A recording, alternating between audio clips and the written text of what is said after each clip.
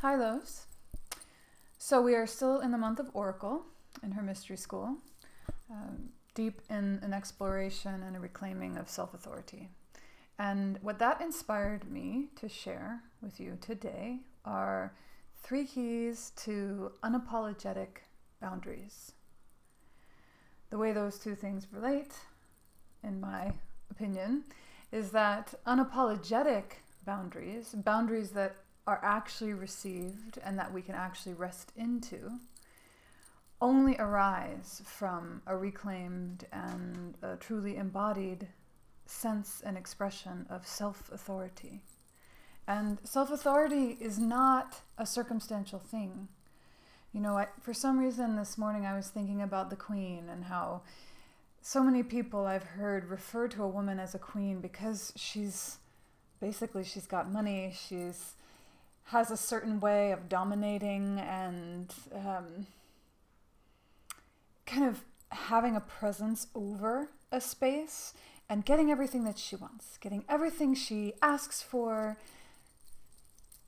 feels pleasured by, feels entitled to. And I don't know what that is exactly, but it's definitely not a true queen, right? A queen is a woman who sits in her dignity.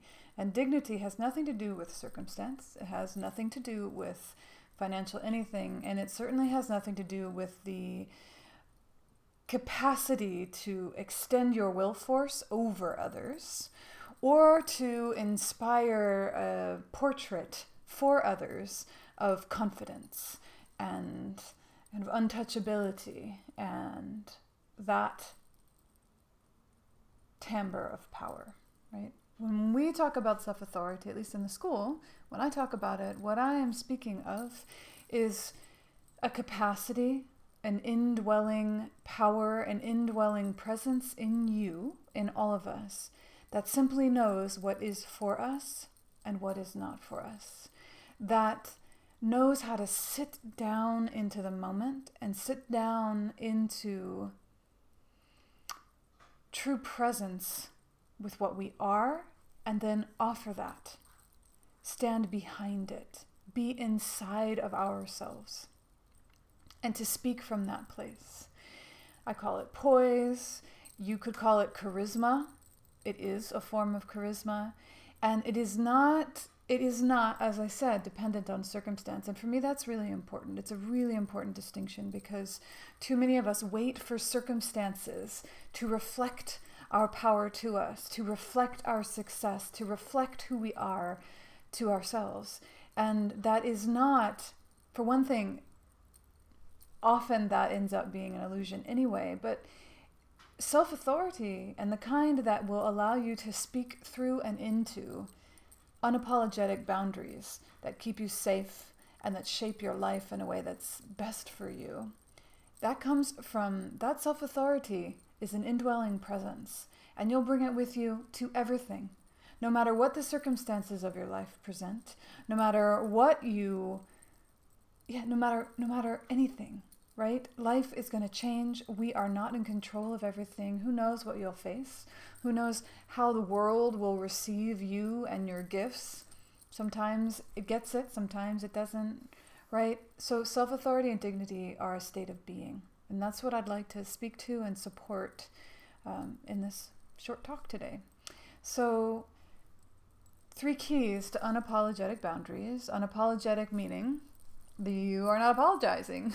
You are inside of a no, inside of a request, inside of your own claiming of your space, your needs, your seeing, without apology, without a wobble, without some need to speak it, but then pull back just a little bit. Speak it, but then make sure that the other person is comfortable with that. Speak it, then just shave off a little bit of the authority that you may have had in that statement, right? That's unapologetic. It is a full delivery of something that you know and something that you stand behind, usually for your own best interests and well-being, or the well-being of those you love and the things that you serve and your world, right? So Three things I would say are coherence, neutrality, and intimacy with your instincts and intuition. So coherence. By that, I mean that it is really difficult for anyone to actually hear the boundaries that you set or the things that you request if you aren't coherent. If you are not coherent behind it, meaning you haven't gathered yourself and gotten clear about what you're actually saying. And I don't mean clear like you're just clear in your head, clear in your being. There are a lot of times when we speak boundaries or we speak requests or we respond to something that feels threatening or something that we're not so sure about, and we ourselves are not sure. We have mixed feelings. Part of us says yes, a part of us says no, a part of us trusts this person, a part of us does not, a part of us wants it, a part of us doesn't want it, whatever it is. So coming to coherency is an inside job, right? It's about developing intimacy with the many aspects of your being and bringing them into a coherent whole before you try to speak your boundaries. And sometimes what that's going to mean is that you don't get kind of pushed and forced and all of a sudden rushed into answers, into stating where you are and what's true for you. You may need time. In fact, normally, especially when things are significant, we do need time. We are multifaceted creatures, and to really come to a coherent delivery of a boundary or a truth, we often need time to sift out all that we feel, all that we see, and come to a place that feels like, okay, here it is. This is actually, this represents how I feel. And as you do that, as you bring yourself into coherency, your boundary will change. Your instinctual boundary may have been, no, absolutely not. As you sit with it a little bit more, you might find that some parts of you are actually really drawn to this. If it looked like this, if this request could be met, there's such power in pulling the urgency out of life, period. But especially out of places where we're being asked to choose and share our truth and shape our lives in response to other people. So coherency, looking for that. Sensing into what it actually feels like when you are in coherency. Are there moments when you've had a total yes, just and it worked out? Or a complete no, and in hindsight, that was absolutely the right thing. Those are the moments to look for, because you can look back and start to get a sense of what that actually felt like. Oh, and that's what coherency feels like in me. That's my experience of it. And then you look for that as you're bringing boundaries forward, as you're speaking an unapologetic truth to another person or into a circumstance. The second, so coherency, the second key, I would say, to unapologetic boundaries is neutrality. And what I mean by that is a neutral, coming to a place with your truth or your boundary, your request, that's neutral. It doesn't mean that you don't care. It doesn't mean that you're passive about it. It doesn't mean that, if you want to hear me or not, I don't really care. It's a neutral delivery, meaning I'm not apologizing. I'm not backing off of this. I'm also not going to attack you with it. I'm also not going to lean so far out of myself to make sure that it happens that I'm actually just validating the fact that I'm pretty sure I don't have the power to request this. I have to put extra charge in it. So when you're looking for a boundary that is unapologetic, but also inarguable, boundaries that are inarguable are neutral, because nobody can argue with just the neutral delivery of what is. This is what is. This is not me getting pissed at you and projecting my parents onto you and my ex-lover, and this is not me turning this into a huge social, political, cultural debate. This is me simply, which can go on forever. This is me simply giving a neutral offering, standing fully behind just simply what's true for me. It doesn't need extra, right? Your passion, yes. Your internal fire, yes. Your clarity, your care. there is plenty of power there and energy there. But when you come to a true boundary, a real truth inside of yourself, it will have a feeling of neutrality to it. It's not charged. There's not the extra push, the extra stab, the extra, control. There's not the entitlement. There's not all the many things that can come, and turn a boundary from being wobbly and too apologetic to one that is arguable now, because it's an argument and not a neutral statement. You don't need to argue for it. You don't need to fight for it. And that's what you'll realize when you get into true state of self-authority, is that it's not about fighting for anything. It's about sitting in authority that will not be, that cannot be changed. The world will decide according to its own principles and its own flaws or integrity, whether or not to hear you. Your relationships may or may not be receptive to your boundaries and your truth. We don't always get the reception that we either deserve or that is deeply respectful to us. But there are ways to allow to cultivate the possibility of that reception and to deliver your truth and your boundaries in ways that don't push people away or pull them into a debate. If that's what you want, fine, go for it. But if what you want is just to deliver an unapologetic boundary, to shape your life and then to keep moving, to be free and to kind of keep expressing what's actually true and what enlivens you, then keeping it neutral is going to bring you far more freedom. It's going to keep you untethered and unentangled from excess, from conversations, from arguments, from all the little hooks and places with which you could be pulled into a dispersive and distracting conversation that still isn't actually just respecting your boundaries, right? So neutrality, looking for neutrality. And how I experience neutrality as a state of being, but a state of being where there's a neutrality in my posture, in my poise, in the way that I'm in my own body and being, meaning I'm not up and out. I'm also not collapsed and down in. It's a feeling of just resting, but being engaged and offering. All you can do is offer your boundaries. And even when you're fighting, even when there's something you're fighting for, there's a way that a neutral delivery of truth gets so much further than any kind of excessively charged and tangled up expression will. Coherence, neutrality. The final one is intimacy with your own instincts and your intuition. So there's a practice that we do in the school around about this time in Oracle, and it's called Pure Rooted Impulse. And what it is about the pure impulse of yes and no as it exists inside of each of us. And coming down to the pure feeling of that.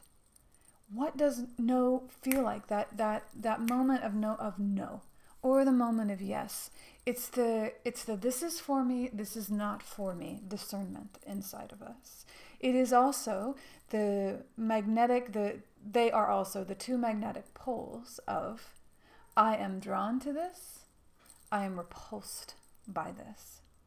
And what those are yeses and nos in their most pure, simple form.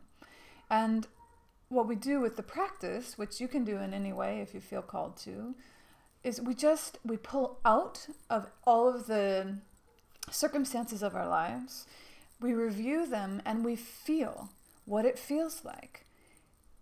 Is this a no? Am I, off opportunities that are offered, people that are potentially close or wanting to be close, all the things.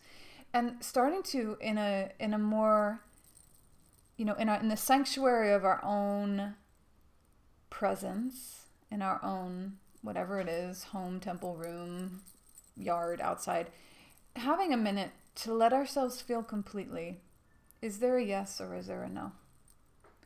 And just to let that be.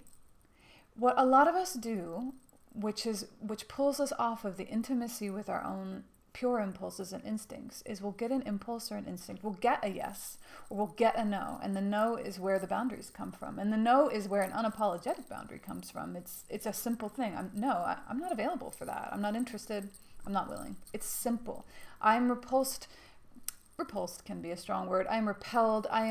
There's a push away from that for me. I am not drawn. In fact, my sense, my instinct is to pull back from that, to move away from that. What happens for a lot of us is that we have these impulses all the time, but we have them and then we quickly pull them up into mental complexity. We wrestle with them. We don't allow them to be the pure impulses that they are and let them move us. So, if you're someone like myself, my challenge actually is the no. When I get a no, I almost immediately roll that into a lot of, it's like I'm bargaining with my no. But wait, I really want to love that person. But wait, maybe there's something redeeming here. Or wait, maybe if I just look at it a little bit more. Or maybe I missed something. Or maybe this is just because I'm feeling afraid, And all it is taking a pure impulse in me and me basically arguing with it on the inside. And what that does then is it confuses and dissipates the energy and the truth of my no, which would guide me to where I'm most drawn to be, where my preference is, where my instinct tells me to go. And there's a lot in there for each of us, both our relationships to our yeses and our nos. But giving ourselves permission, and you can even choose to do it for like a week or a day, where you just give yourself some permission to simply follow the instinct and not question it.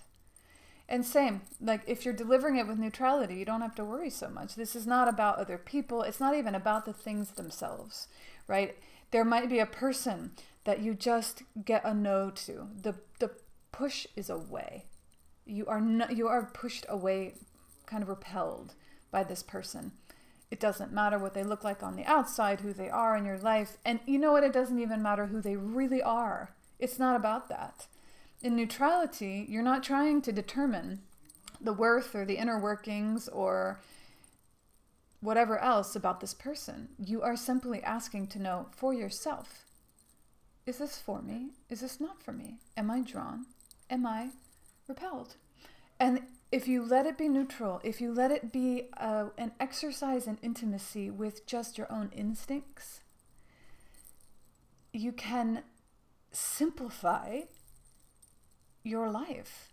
And when you get the no, whatever comes from that, however you articulate, whatever you ask for, whatever you choose, whatever you speak to, has a simplicity to it and anchors in this place in you that's not just opinion. It's not just conditioning. We're moving beyond boundaries based on all the opinions that we've so carefully developed over time, all these rigid beliefs.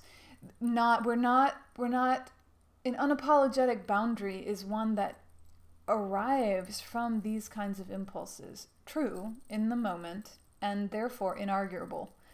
Your opinions are a little bit arguable. Your past history, all these things, they can be worked with, right? But your instinct and your intuition and your deep knowing in a moment, regardless of what you have believed or have been conditioned to think, that is where an unapologetic boundary will come from. So I would invite you to just track it. Watch your yes, watch your no. See if you can get a sense for the pure instinctual presence in you that doesn't apologize for itself, that has your best interest at heart, that has a deep wisdom that goes beyond your mind and what you can think, and that really is one of your greatest allies. And see if you can get in touch with the ways that you yourself argue and wrestle with the self-authority that lives inside of you. Because if that's happening, what do you expect everybody else to do? You know, it's not as simple as saying everyone should really respect all of my boundaries. Well, sure, but that's just not how it works, because people and the world respond to what's actually being delivered to them. And if what you're delivering is actually an argument, or is actually a very confusing statement about what you do and don't want, or kind of vacant, half-hearted request based on what you kind of think you might want, that's what response is going to come to that. There's no need to expect the world to be far more evolved than it is, right? So we have, in speaking unapologetic boundaries and coming into a self-authority that is inarguable and unapologetic, we have our own path of mastery ahead of us. We have plenty of practice, and we have the opportunity to shift the focus from, or at least share the focus from, getting what we want and what we need and really seeing our boundaries respected and held. That's part of it.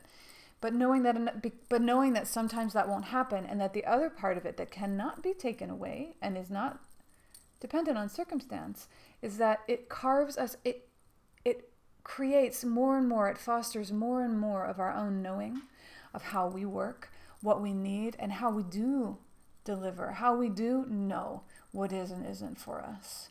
So that no matter what is happening, we are progressing on our own path towards really deep self-authority. The kind that will keep shaping our lives in ways that does keep defending our well-being and defending the well-being of all that we love. So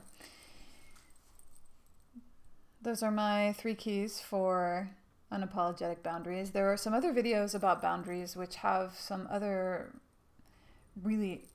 things that have been really helpful for me in terms of allowing myself to actually have boundaries and speaking them in a way that they can be received. Because those are the 2 things, right? To allow a boundary to exist inside of ourselves. Many of us have been conditioned to either not allow ourselves to have them and to consistently override them, or to defend them so heavily that we cannot be touched, and that we forget what our truth is, what we really want, who we really are in this tangled mess of boundaries that don't allow any intimacy with life. So how to have that inside of ourselves, and then how to bring it forward to the world and other people. Those are kind of our two tasks of refinement. So I hope you have fun with your self-authority, and more importantly, I hope that you allow yourself to follow the call towards a deeply rested and rooted sense of safety inside of your own power, inside of your own ever-residing power that is not dependent on circumstance, and that has a voice that the world can hear, and that the world will respond to. Blessed be.